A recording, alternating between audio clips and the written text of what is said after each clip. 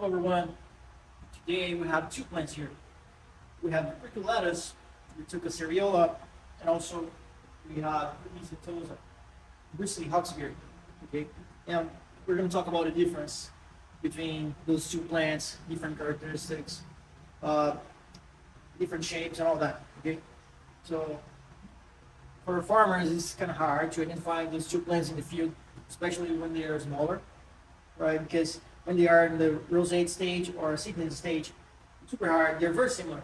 I brought those two plants here to show you some tips to identify in the field the difference between those two plants. Okay, so we're going to start with prickly lettuce here. So we have three main differences between these plants. First of all, prickly lettuce has milky sap in the veins. Okay, so it is a we call it latex, right? I mean, we call it milky sap, but it is basically latex. So if you cut the leaf like this, you're gonna see the latex coming out of it, right? If you cut a leaf like this, if we remove one of the leaves, or even the stem, you're gonna be able to see all the milky sap coming out of it like this. And we don't have the same thing for Crepis setosa. See the milky sap? Yeah. So we don't have the same thing for Crepis setosa. I want to show you.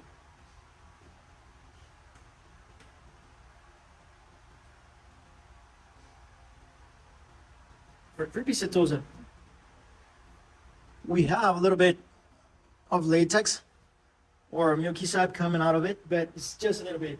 Most of the cases is going to be absent or a really small amount of milky sap. Okay, so this is probably one of the main differences between the plants, especially because they look very similar. Okay, so another difference is that prickly lettuce, as the name says, is very prickly, right, compared to Bristly Hawksbeard. So for Bristly Hawksbeard, we have these bristly hairs in the leaves. Okay, we have these bristly hairs. However, for prickly lettuce, we have those prickles. They look like spikies, and they are like very spiky actually. So if you touch the midrib, they're gonna poke your finger. Okay. So yeah, that's why prickly lettuce. You can feel the texture is more rough. It's not soft as it is in Bristly Hawksbeard. Let's see if I can show some of the hairs.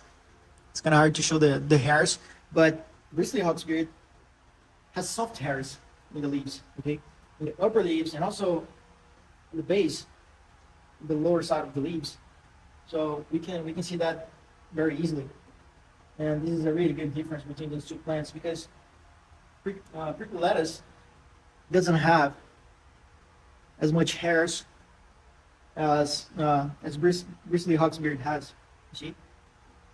I know it's gonna be kind of hard to see, but this is a really good difference to see in real life.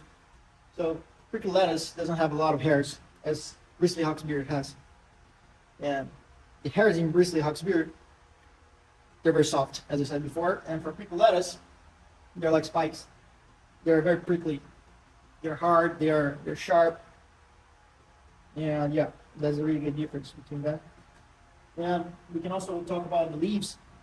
As you can see, the leaves for prickly lettuce, they are more lobed than they are for Bristly Hawksbeard. Okay, so this is a really good difference, but it's kind of hard to say because that could be due to plasticity, right?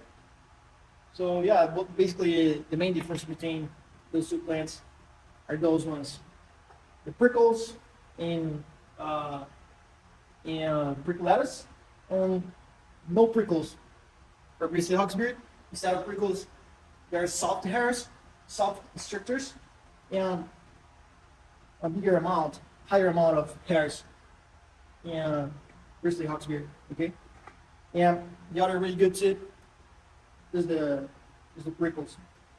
I mean, is the milky sap, right, which is present in prickly lettuce and is absent, or if not absent, a really small amount in Crepis setosa.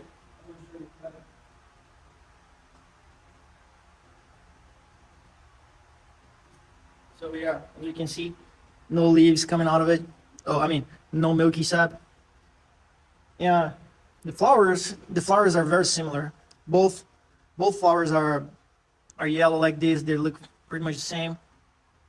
So it's even hard to identify only looking at the flowers for those two plants.